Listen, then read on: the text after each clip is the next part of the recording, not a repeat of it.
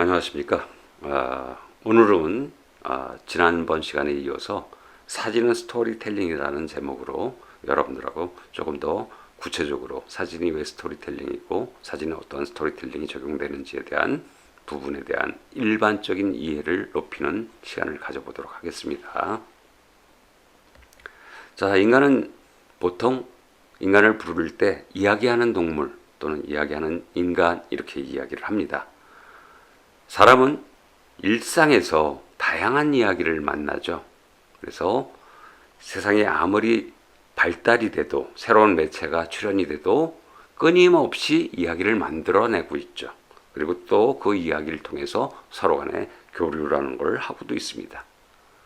여러분들이 잘 알다시피 영화나 드라마, 소설, 뉴스 이런 것들이 인간의 호기심을 충족시키기 위한 한 가지 방법으로 나타나고 있죠.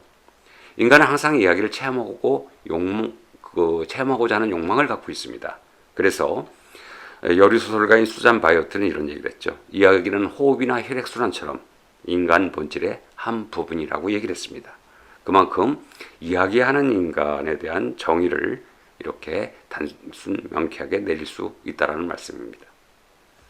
자, 이 인간의 이야기 활동은 다양한 형태로 진행이 되고 있어요. 그런데 왜 인간이 이런 이야기 활동을 하고 있느냐 그러면 인간은 자신의 경험이 있지 않습니까? 경험. 어떤 사람을 만났다, 어떤 물건을 샀다, 어떤 사건이 나를 중심으로 일어났다. 이걸 전부 이야기 형식으로 재구성해서 기억하는 그런 방법을 택하고 있어요. 인간의 기억력이라는 것 자체가. 물론 선사시대에는 생존수단으로서의 이야기가 기본적으로 활용됐었죠. 자, 인간의 이야기 활동은 크게 네 가지 축으로 나누죠. 정보 전달을 기본 축으로 해서 내가 알고 있는 정보를 다른 사람에게 전달해 준다라는 정보 전달의 기능이 가장 크고요. 두 번째는 이야기를 통해서 흥미와 재미를 체험할 수 있는 흥미 유발의 기능을 갖고 있습니다.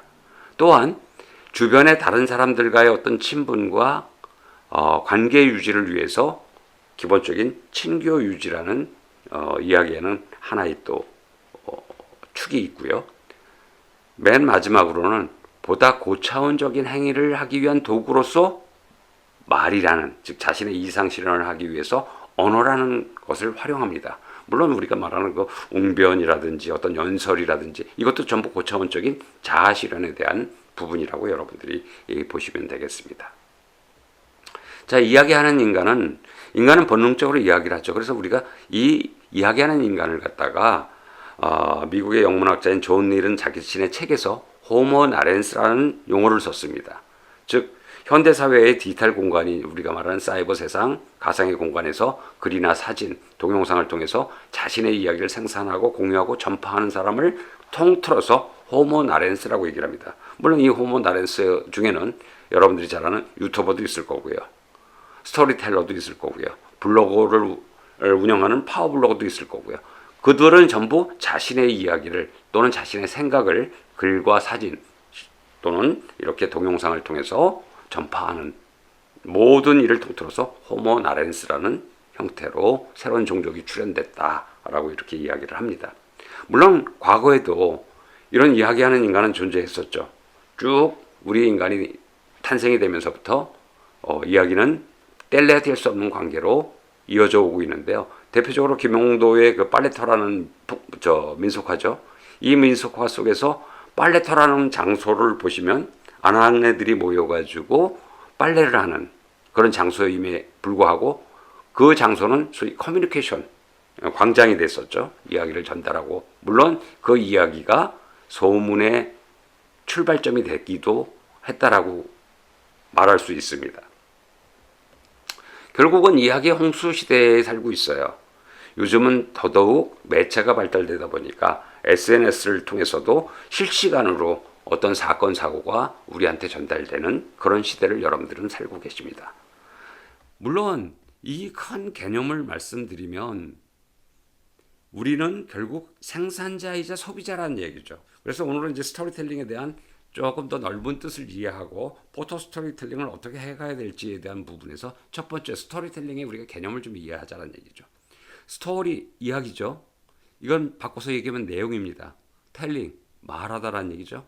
말하는 거. 결국 이거는 방법, 형식에 해당이 됩니다. 이건 사진을 예를 들어도 마찬가지입니다. 내가 어떤 유형의 사진을 찍었어요. 그런데 이걸 어떤 기법으로 어떻게 표현할 것이냐의 문제가 나오겠죠. 그 내용을 보다 더 극대화시켜서 전달할 수 있는 형식이 필요한 거죠. 우리는 그 형식이라는 걸 가끔 잊고 있어요. 그래서 중구난방으로 내가 이때는 이렇게 표현하고 저때는 저렇게 표현하고 하는데 테마 작업을 하는 작가들 같은 경우에는 이 내용과 형식을 같이 가져가고 있습니다. 이건 여러분들이 조금 참고하셔야 될 사항이고요. 결국 스토리라는 것은 무엇을 말할 것인지 해당되는 내용에 해당이 되고요. 텔링은 어떻게 말하느냐 하는 형식적 요소, 즉 방법에 해당이 됩니다. 그래서 우리 논어 얘기편에 보면 이런 말이 있죠. 문질빈빈이라는 말이 있습니다. 무릇 선비라는 것 자체는 외양과 지식을 갖추고 있어야 선비라고 얘기를 한다. 이 얘기는 뭐죠? 형식만, 겉멋만 번지르르 하다 그래서 그 사람의 속에 든 것이 얼마나 있는지 이런 것 자체가 같이 결합이 됐을 때 비로소 선비라고 한다라는 말입니다. 이 말이 이제 논어에서는 문질빈빈이라는 말로 사용이 되고 있기도 하죠. 결과적으로 다른 사람에게 나 아닌 타인에게 재미와 감동을 불러일으킬 수 있는 이야기를 만드는 것 그리고 그 이야기를 정확히 또는 그 이야기가 갖고 있는 극대화된 부분을 전달하는 방법을 포괄하는 것을 우리가 스토리텔링이라고 얘기를 합니다. 그래서 사진 자체가 결국 내가 바라본 거, 내가 상상한 거, 또는 내가 표현하고 싶은 것을 잘 전달하기 위해서 내용과 형식이 가장 잘 어우러지기 져서 표현되는 것 자체가 우리가 사진이라고 얘기를 드릴 수 있다는 얘기죠. 그런 부분들을 여러분들이 좀 이해를 하시면 스토리텔링은 니코로 사진이다라고 이야기를 할 수 있어요. 물론 문학을 하시는 분은 그게 문학이 되겠고 음악을 하시는 분은 그게 음악이 되겠죠. 사진에 왜 스토리텔링, 즉 내용과 형식이 중요한지는 여러분들이 충분히 이해하렸으리라고 생각합니다. 자, 그럼 스토리텔링을 진행하는 과정이 맨 먼저 과정은 기획 단계입니다. 기획. 그런데 우리 이제 일반적으로 아마추어들은 이 기획 단계를 스킵하죠. 가장 중요하다고 생각하는 기획 단계를 안 한다는 얘기예요. 그냥 카메라 덜렁 들고 나간다는 얘기죠. 그래서 도대체 이 스토리텔링, 내가 이 사진의 내용의 기본적인 전달 목적이 뭐냐? 이거 기념사진이냐? 아니면 내가 이게 작품으로 하는 거냐? 이런 부분의 변별력을 여러분들이 결정하는 게 중요하고요. 또한 누굴 대상으로 이걸 보여줄 것이냐? 이것도 되게 중요하죠. 이걸 타겟 분석이라고 얘기를 합니다. 그 다음에 테마와 전달 매체가 알맞는 형태로 전달되게끔 대상에 알맞게끔 표현되게끔 테마와 전달 매체를 만들어내죠. 결정을 하셔야 돼요.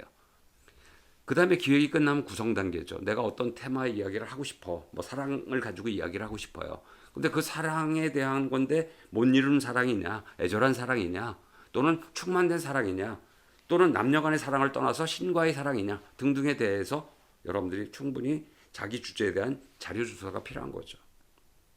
그 다음에 이제 활용 단계죠. 활용 단계. 작성한 스토리 자체를 현장에서 적용해 보는 거죠. 이제 여러분들 얘기로 하면 촬영해 보는 겁니다. 그랬을 때 그것이 부족하거나 안 나왔을 때 우리가 피드백하거나 그것을 계속 찾아서 새로운 배경과 환경을 만들어 놓고 찍는 부분, 이제 업데이트 한다라고 얘기를 하는데 이런 부분에 스토리텔링의 과정에 해당된다라고 말씀드릴 수 있습니다. 그럼 왜 스토리텔링이 필요하냐? 특히 사진에서 우리가 싱글 이미지, 한 장의 사진을 가지고 만들어 나가죠. 사진을 한 장 찍습니다. 근데 그 찍은 사진이 여러 장 모여서 같은 테마를 이루죠. 그래서 작가는 이 한 장 한 장을 구술이라고 하고 다 테마를 만들어 놓은 거, 즉 여러분들이 말하는 포트폴리오가 될 수도 있고요. 어떤 주제의 작품이 집이 될 수도 있어요. 이건 꿰어야지만 그 한 장 한 장의 구슬을 꿰어야지만 결과적으로 테마 작업이 된다는 얘기죠. 그래서 꿰는 작업을 하기 위해서 여러분들이 필요하다라는 얘기입니다. 스토리텔링이라는 것 자체가. 그러면 글 쓰는 게에서도 보통 보면 우리가 서론본론 결론 또는 기승전결의 이런 구성적 형태의 모양을 갖고 있어요. 3단 구성이냐 4단 구성이냐 5단 구성이냐 이런 식의 구성을 갖고 있습니다. 그래서 우리가 글쓰기하고 사진 찍기는 비슷해요. 사진의 스토리텔링은 글쓰기하고 아주 비슷합니다. 결과적으로 여러 장의 사진을 가지고 여러분들이 어떤 순서를 정할 때 그 셀렉팅하는 부분이 편집자, 즉 전시 기획자라든지 전시일 경우엔 아니면 본인이 모든 기획을 잡았다 그러면 본인이 초이스하는 목을 갖게 된다는 얘기죠. 그러면 이 구조에 맞춰줄 필요가 있죠. 맨 처음에 나오는 사진서부터 맨 끝의 사진까지의 흐름이 만들어집니다. 이게 우리가 글쓰기의 서론본론 결론과 유사하다라는 얘기입니다. 그러면 이런 서론본론 결론을 잘 만들기 위해서 사진은 어떻게 찍어야 되느냐? 333의 법칙으로 찍어라 이거죠. 이건 미학적 사진학교의 입문 과정에서 맨 처음에 초보를 대상으로 하는 강의지만 그 내용에 보면 우리가 이제 세 가지 프레임을 써라, 세 가지 앵글을 써라, 세 가지 방향으로 찍어라. 같은 사진이라도 한 명을 두고도 수십 장의 사진이 나옵니다. 물론 그 중에 가장 그 사람을 잘 표현한 사진이 있겠죠. 자, 이런 식으로 여러분들이 이제 기승전결로 만들기 위한 사진의 스토리텔링에 대한 부분들을 간단하게 말하면 크게 나눠서 세 가지로 얘기를 할 수 있어요. 메인 사진이 뭐냐? 이거는 함축적인 주제, 테마가 담겨 있어야 된다는 얘기죠. 완벽하게 형식적으로도 완벽하고 내용적으로 완벽하다. 이걸 우리가 메인 사진이라고 얘기를 해요. 여러분들이 전시장 가면 포스터로 거는 사진이라든지 아니면 여러분들이 책을 내셨을 때 표지로 쓰는 사진이라든지 이게 기본적으로 메인 사진에 해당이 되겠죠. 그 다음에 엔딩 사진이요. 중요한 게 엔딩이죠. 처음과 끝이 중요하다는 얘기야. 텍스트가 없으며 종결의 그 이야기의 종결, 논리의 설명이 끝나고 감성적으로는 아련한 느낌을 남겨주는 그런 사진을 우리가 엔딩 사진으로 보통 초이스를 합니다. 물론 결론을 내주는 우리가 말하는 닫힌 구조로서의 결론을 내주는 사진도 있고요. 열린 구조로서의 그 다음의 일들을 계속 보는 사람이 상상하게끔 하는 부분도 있습니다. 물론 이 엔딩 사진은 여러분들이 어떤 부분으로 전체 이야기를 끌고 갈 것인지에 결정이 되면 엔딩 사진이 결정이 된다라고 이야기 드릴 수 있죠. 그 다음에 이제 화면 구성은 기본적으로 본편으로 들어가면 설정샷이 있죠. 이건 시간과 장소가 같이 보여지는 그런 부분들을 포함한 설정샷. 그 다음에 중간샷이라 그래서 인물과 행위 또는 인물과 배경, 인물과 여기서 말하는 인물이라는 건 피사체를 얘기를 해요. 주피사체가 보여지는 부분들의 중간샷이 있을 거고요. 그 다음에 특정한 부분의 감정이나 분위기나 느낌을 만들어내기 위해서 클로즈업한 샷이 있겠죠. 인물인 경우에는 입만 클로즈업한다든지 아니면 얼굴만 크게 찍는다든지 하는 느낌을 표현하기 위한 감정을 표현하기 위한 샷 이렇게 이 세 가지 샷을 가지고 여러분들이 전체 20장이면 20장, 30장이면 30장에 전시를 한다라고 했을 때 그것을 일목요연하게 구성하시는 것을 이야기를 드릴 수 있습니다. 자, 이제 신디 서먼의 셀프 포트레이트를 가지고 이제 그 전시를 했는데 신디 서먼에 대해서는 여러분들하고 나중에 이제 또 아주 깊게 신디 서먼이 왜 B급 정서를 표현했고 왜 자신의 몸을 빌려가지고 이야기를 했는지 그런 부분에 대해서는 조금 더 디테일하게 나중에 시간을 가지고 얘기하기로 하고요. 기본적으로 스토리텔링에는 다양한 가치가 있어요. 즉 사진은 우선 사진적 특성을 이해하시면 사진은 이게 뭐가 쌓이지가 않아요. 경력이. 한 작품을 끝냈어요. 전시를 끝냈어. 또는 한 책을 하나 냈어. 그럼 다시 시작을 해야 돼요. 즉 늘 새로운 것부터 시작이 돼요. 그동안에 누적된 건 없는 거예요. 어떻게 보면. 발표가 됐으니까. 이제 새로운 걸 또 해야 되는. 그래서 굉장히 매체 특성상 새로운 걸 계속 추구해야 되는 그런 부분을 갖고 있다라고 말씀드리고요. 반면에 찍기는 좀 쉽죠. 만들어내기는 좀 쉬워요. 여기서 쉽다는 얘기는 기계가 일정 부분을 담당하고 있다. 물론 이제 그 기계를 조작하는 것도 인간의 능력이지만 또한 그 예술적 여러분들이 찍는다 그래서 전부 예술적인 작품이 되느냐? 그건 아니에요. 전체 100명 중에 한 5명만이 이 예술적 작품의 세계로 들어올 만큼 힘들다는 얘기죠. 또 그만큼 여러분들이 수만 장을 찍어도 몇 장을 골라내서 전시하기엔 되게 어려움이 있을 거라고 봅니다. 또한 이 사진은 태생적으로 아방가르드적인 부분을 갖고 있어요. 즉 시대를 앞서가야 돼요. 한 발짝 앞서가야 되는 거고 이건 이제 예술가들이 추구하는 가장 기본적인 방향이기도 하고요. 또한 사진가들도 역시 계속 실험적인 부분들의 도전이 필요한 부분이기도 합니다. 자, 이런 것들이 모여서 새로운 형태의 스토리텔링을 만들어내는데요. 저 같은 경우도 M 시리즈라 그래가지고 지금 다양한 작업들을 좀 하고 있습니다. 우리가 말하는 M은 모로모토를 얘기할 수도 있고요. 여기서 보여지는 비춰지는 이니셜로는 마네킹이 보여지겠죠. 결국 인간이 할 수 없는 부분을 누군가 대행하고 있죠. 이제 이런 것들 이건 뭐 나중에 여러분들 연작으로 제가 쭉 찍고 있으니까 또 보여지는 부분에서 보다 더 보충적 설명을 하기로 하고요. 사진과 이제 사진의 어떤 스토리텔링에 있어서 되게 중요한 부분이 이제 우리가 말하는 인문학적 힘을 가져와야 돼요. 그래서 인간에 의해서 만들어진 분야가 소위 말해서 인문학이다 이런 얘기를 하는 거고요. 그 미국식 사고에 의하면 인간의 자유를 완성하는 예술의 진보적 가치다. 이게 인문학이다. 이런 얘기를 하기도 합니다.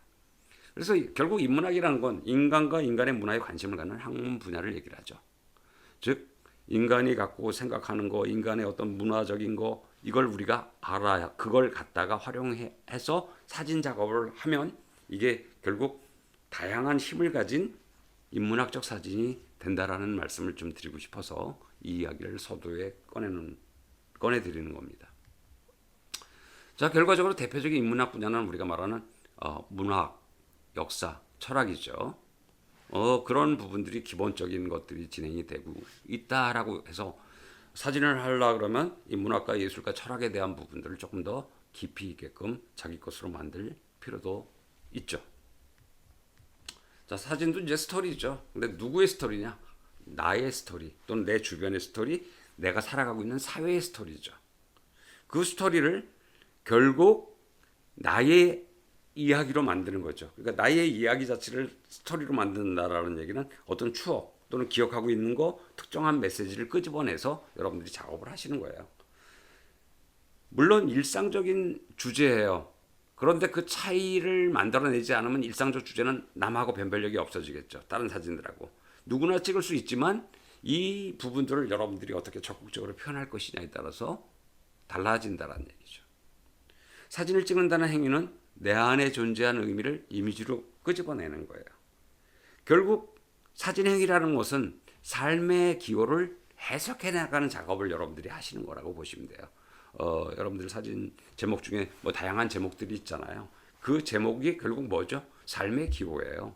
그 삶의 기호를 여러분들은 하나씩 펼쳐나가는 부분이라고 생각하시고 작업을 하시고 그 펼쳐나갈 때 결국 무엇으로 펼쳐나가는 거죠? 이야기로 펼쳐나간다라는 얘기죠. 이야기로. 자, 그래서 이야기를 하는 방법에 대해서 아주 간단하게 뒤에서 아주 다양한 방법으로 제가 3가지 방법을 활용해서 여러분들이 이야기 전달을 어떻게 쉽게 할 수 있는지에 대한 설명을 하기 이전에 가장 간단한 자, EDF8는 약자입니다. 약어죠. Entire, Detail, Frame, Angle, Time의 약자입니다. 그래서 이거는 주로 사진 기자들이 주로 활용했던 방법 중에 한 가지입니다. 물론 이 방식을 도입한 건 애리조나 주립대학에서 이제 그 신문학에서 처음으로 그 학문화 시켰는데요. 이 앞글자를 따서 전체적인 장면을 한 장 찍고 디테일, 세부적인 장면을 찍고 프레임적 미학이 있는 부분을 하나 찍고 수평으로만 계속 찍었다면 눈높이를 바꿔서 낮은 노앵글이나 하앵글로 찍고 그 다음에 사진의 맨 마지막에 경과성, 시간성 자체가 표현되게끔 5장을 찍어라라는 얘기예요. 그 5장이 이어지면 그 5장만 가지고도 이야기가 된다라는 얘기죠. 이 방법은 저널리스트들한테 어떤 사건이 일어났을 때 그 사건을 딱 취재하러 나갔을 때 찍는 방식에 보편화되어 있지만 그런데 일반적인 촬영에도 다 활용이 가능한 방법이에요. 그래서 EDF8에 대한 부분들을 여러분들이 좀 고민을 하시고요. 이제 그 이야기 축이 만들어졌다면 보다 더 여러분들의 사진에 감각을 더하는 방법이 있어요. 그래서 이 감정을 불러일으키게끔 어떻게 짤 것이냐 이거죠.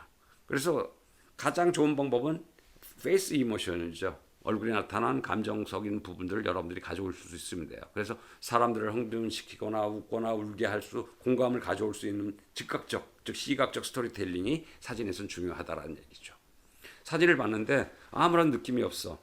그러면 결과적으로 보면 이 스토리텔링에는 감각적 표현이 안 돼 있다라는 얘기죠. 그래서 이렇게 인물 얼굴들을 제가 쭉 이렇게 나열했어요. 수줍어하는 사람, 미소 짓는 사람, 뾰루통하게 쳐다보는 사람, 이런 부분들이 페이스 이모션, 즉 사람이 갖고 있는 동작, 제스처 또는 표정에서 여러분들이 감각을, 이야기의 감각적 요소를 더할 수 있는 첫 번째 요소라고 말씀드릴 수 있고요. 기본적으로 여러분들이 이제 이걸 찍으려 그러면 이야기는 문장이고요. 감정은 단어입니다. 쉽게 얘기하면 여러분들이 그 문장을 어떤 문장을 쓰는 데 있어서 감정을 잘 표현할 수 있는 단어를 가져오는 거죠. 이걸 바꿔서 얘기를 하면 여러분들이 사진으로 어떤 테마를 표현하려 그러면 감정적인 요소를 잡아와야지만 그 문장이 완성된다라는 얘기예요.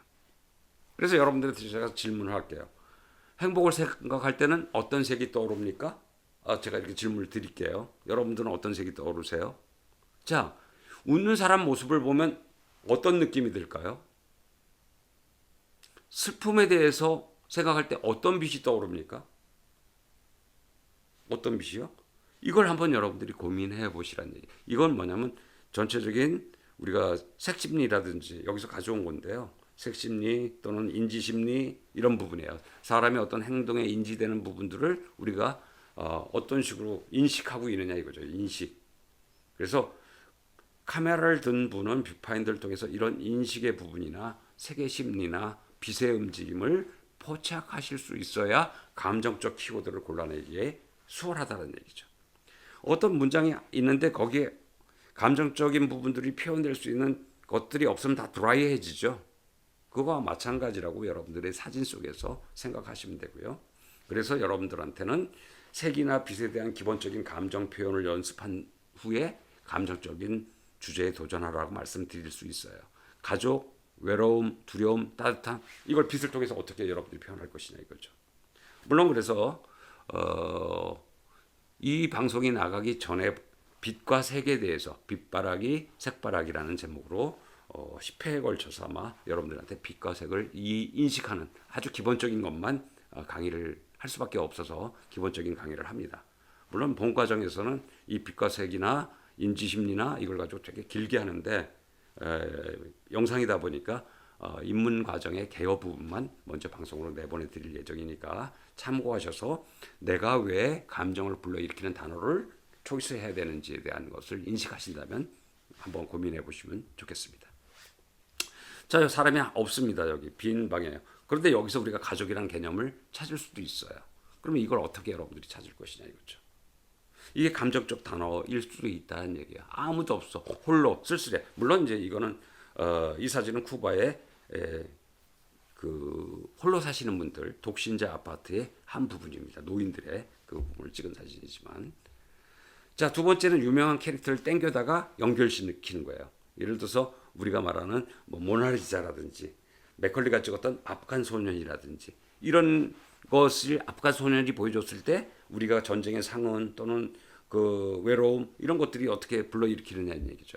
물론 이제 인물 사진 경우에는 이런 얼굴이라든지 이런 것도 있지만 풍경 사진 같은 경우는 왕따 사진도 우리가 주목해 볼 만한 주제라고 생각해요. 왕따 사진이 있어요. 그럼 외로움을 불러일으키냐, 씩씩함을 불러일으키느냐, 그건 빛과 색에 따라서 달라진다는 얘기죠. 그럼 여러분들은 뭘로 주제를 정했고 어떻게 표현하느냐. 그래서 아까 내용과 형식은 같이 간다라고 말씀드렸던 겁니다. 그래서 여러분들이 하나하나의 사진을 가지고 어떻게 끌어올 것인지, 그래서 캐릭터를 끌어와서 그 캐릭터가 갖고 있는 고유하게 만들어져 있는 기본적인 감정 또는 커뮤니케이션으로서의 키워드를 내 사진에서 어떻게 갖다 사용할 것인지도 한번 생각해 보실 필요가 있고요. 세 번째는 뭐 이건 두 번째 간단하게 설명을 드렸고요. 교재를 통해서 여러분들이 좀 구체적으로 한번 읽어보시면 좋겠어요. 그러니까 이건 아이콘 스토리텔링에 대한 부분이라서 인식을 좀 해보셨으면 좋겠고요.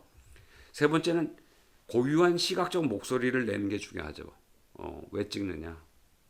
이런 부분들을 물었을 때 자신의 어떤 목적에 대해서 이야기를 좀 해주셨으면 좋겠어요. 뭐 예를 들어서 사진 찍는 게 좋아서 찍는다라는 얘기는 사실 적절한 답이 아니에요. 좋아하지 않고 누가 찍겠어요. 단지 좀 더 깊이 내가 무엇을 표현하고 싶어서, 아니면 내 주변에 있는 것을 기록하기 위해서, 뭐 이것도 적절한 답이죠. 여러분들한테 어떤 답을 여러분들이 다시 정립시키면 여러분들의 사진이 목적 지향이 됩니다. 그래서 제가 여러분들한테 여쭤보는 겁니다. 그래서 질문에 대해서 자신의 관점과 목소리를 이해하는데 여러분들이 한번 생각해 보셨으면 좋겠다라는 거죠. 결국 이야기할 때 우리가 사진은 노출, 뭐 렌즈, 카메라가 뭐 화소, 뭐 이런 거 따지는 거 아니에요. 물론 거기를 바탕으로 들어오지만 거기에 어떤 목소리, 어떤 이야기, 어떤 감정, 그리고 어떤 관점에서 바라볼 것이냐에 따라서 달라진다는 얘기죠. 제가 수줍어하는 소녀 둘을 찍었습니다. 하나는 엄마 팔에 숨어버린 눈망울이 큰 소녀, 눈물 자국이 있죠. 큰 소녀. 또는 엄마 옆에 엄마랑 같이 찍은 소녀. 그 다음에 뭔가 밖을 바라보고 있는 부인의 모습을 찍었는데 그 뒷모습이 자기 젊었을 때 사진이에요. 그러니까 젊었을 때 사진과 현재의 본인의 병치적 형태로 찍었는데 뭐라 그럴까요? 바라보는 눈망울이 마치 과거의 회상 이런 것을 연상하게 만들어준다는 얘기죠. 자, 결국 사진은 소재예요. 소재죠. 주제가 되는 경험이나 이야기예요. 그 핵심 요소를 여러분들이 어떻게 가질 거냐 이거죠. 옛날에는요, 뭐라 그럴까요? 이 소유가 되게 중요한 시대였어요. 근데 요즘은 공유 경제니 뭐니 해서 소유라는 개념이 없이 그걸 사용했던 경험이 중요한 시대로 바뀌었어요. 그래서 소유보다 경험이 되게 훌륭한 소비다라는 형태로 기본적인 자리를 잡고 있죠. 결국 여러분들은 세네카의 이야기처럼 인간의 행복은 얼마나 소유하느냐 보다는 얼마나 향유하느냐에 달려 있다. 이 얘기를 왜 하느냐고요? 스토리텔링을 하기 위해서 여러분들이 얼마나 많은 경험 그리고 얼마나 많은 향유를 하셨느냐에 따라서 여러분들의 테마가 달라져요. 내가 좋은 카메라를 소유하고 있어. 이거와 나는 좋은 경험을 했어. 이걸 사진으로 찍어야 되겠어. 이건 다른 분야라는 얘기죠. 그래서 가끔은 경험을 위해서 여행을 권하기도 하는 거죠. 자, 요리하는 것과 사진 찍는 것은 동일하다라고 볼 수 있어요. 같아요. 자, 같은 재료를 가지고 다른 맛이 나오죠. 누가 만드느냐에 따라서. 결국 손맛이 중요한데 글쓰기도 마찬가지예요. 같은 소재를 줘도 누가 글 쓰느냐에 따라 다르고요. 제가 예를 들어서 여러분들한테 개그맨처럼 코믹한 이야기를 한다고 해도 방식, 즉 전달자에 따라서 형식에 따라서 그 100%의 그 유머러스가 전달이 안 돼요. 사진도 똑같다라고 여러분들이 보시면 돼요. 그래서 예전엔 사진을 잘 찍으면 됐어요. 근데 이제는 어떤 내용을 만들어낼 것인가가 중요한 시대로 바뀌었다는 얘기죠. 옛날에는 잘 찍는 사람이 최고였어요. 기술이 좋은 사람. 그런데 지금 기술은 카메라가 해결을 해줘요. 어느 정도요. 심지어 포토샵까지도 인공지능이 해결을 해준단 말이에요. 그럼 나는 뭘 해야 되죠? 인간은? 바로 이야기를 잘 만들어내는, 즉 콘텐츠를 잘 상상을 잘 하는 그 역할을 하는 겁니다. 그래서 이야기와 요리는 같고요. 이야기와 글쓰기는 같습니다. 결국 사진은 글 쓰는 작업이고 이야기하는 작업이에요. 그래서 포토 스토리텔링이라는 것은 되게 중요한 부분이라고 여러분들이 인식해 주셨으면 좋겠습니다. 나한테 특별한 스토리가 없는데 뭘 해야지? 자기 경험을 찾으세요. 자기 경험을 발굴하시면 가장 좋은 소재입니다. 없으면 만드세요. 어떻게 만드냐고요? 체험하세요. 체험하시면 그게 남과 다른 이야기를 만들어내는 부분이 됩니다. 결국 스토리는 오래된 기억이나 흥미를 유발할 수 있는 요소, 강한 파급력을 가졌느냐, 또는 감동을 제공할 거냐, 인지하기 쉬우냐, 이 5가지 요소를 맞춰서 여러분들이 스토리를 찾으시면 돼요. 여러분 주변에, 또는 여러분이 경험했던 거, 또 여러분이 본 거, 또는 여러분이 생각하는 거, 이런 것들을 여러분들이 이 스토리에, 포토 스토리의 소재로 채택하시면 되게 재미난 작품들이 나올 거라고 저는 믿습니다. 자, 물론 이제 제가 여행에 대한 이야기를 했는데요. 저도 가끔씩 서점 가서 작가들이 쓴 여행기를 좀 봅니다. 작품집을 보는데 되게 다양한 형태로 하죠. 뭐 예를 들어서 홀로 하는 여행이 진정한 여행이라는 기마타 작가가 뉴욕이나 인도를 이렇게 찍어놓은 스케치해놓은 에세이도 좀 보고 그러는데요. 결국 여행은 되게 다양한 소재를 가져와요. 그래서 열하일기라든지 연안박전의 열하일기 같은 경우는 2달간의 여행 기록 자체가 한 권의 책으로 나왔죠. 책으로 나왔단 말이에요.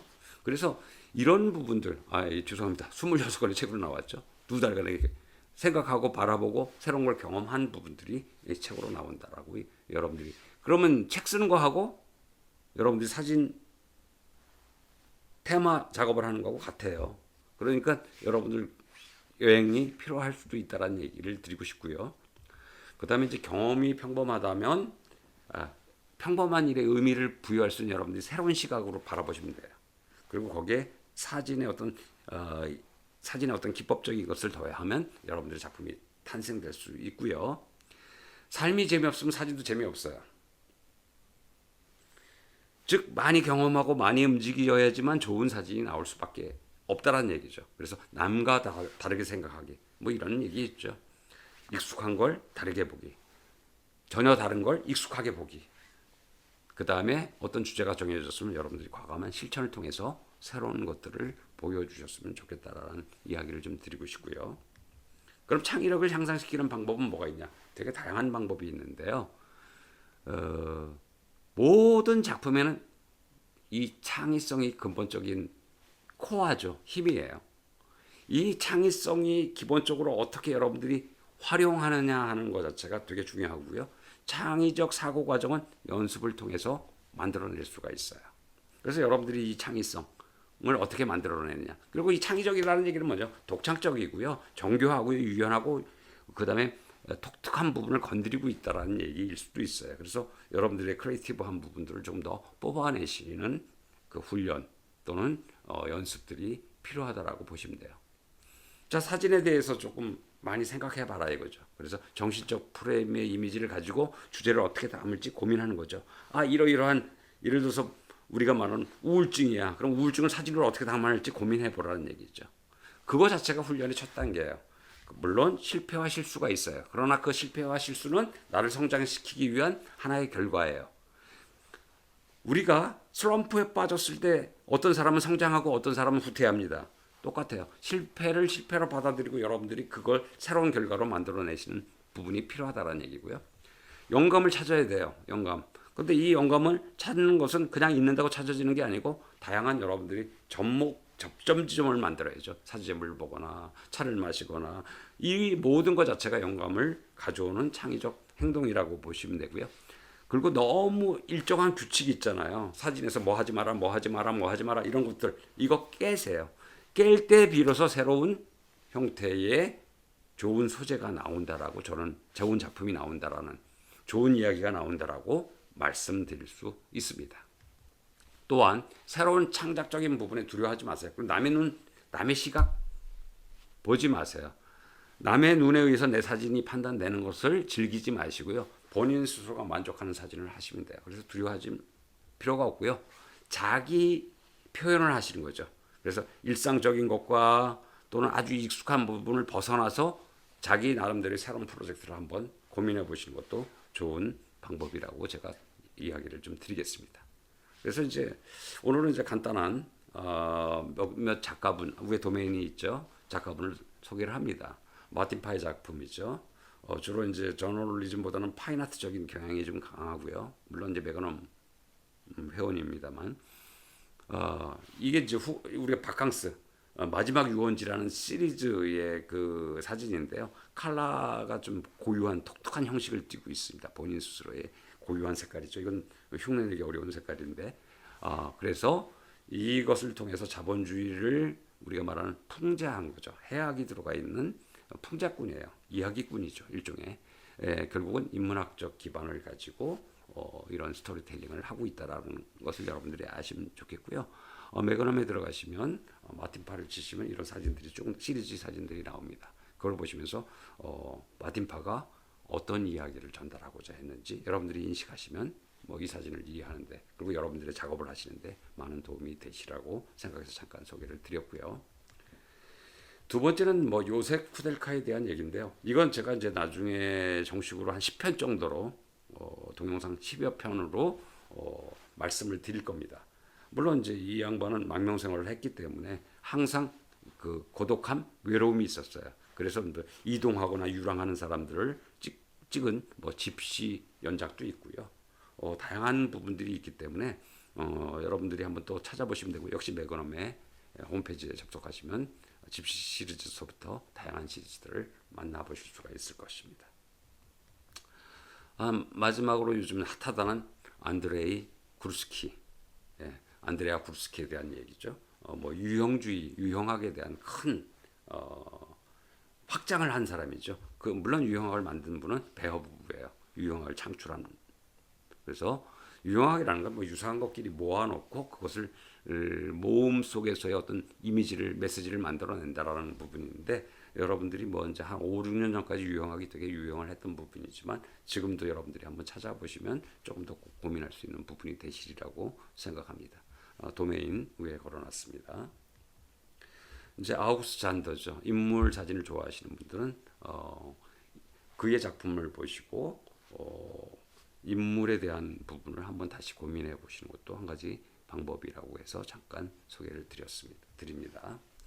그다음에 이제 다큐멘터리를 좋아하시는 분들을 위해서 살가도 세바스티앙 살가도의 작품 이제 창세기라고 해서 뭐 몇 년 전에 세종문화회관에서 큰 전시회도 있었습니다만은 이분이 사실은 경영을 전공한 사람이었거든요. 경영을 전공했는데 브라질 자신의 그 나라에서 건강 노동자들의 어떤 그 핍박, 그러니까 어떤 제대로 받지 못하는 그리고 어떤 폭동 이런 것들을 중심으로 해가지고 그들의 세계를 이해하려고 다큐멘터리 작업을 하면서 사진가로 변신한 세계적인 지금 사진가가 됐지만 그런 분입니다. 그래서 살고대 작품도 한번 여러분들이 통해서 창세기란 작업이 무슨 이야기를 하고 싶어 하는지를 여러분들이 한번 주제를 찾아보셨으면 좋겠습니다.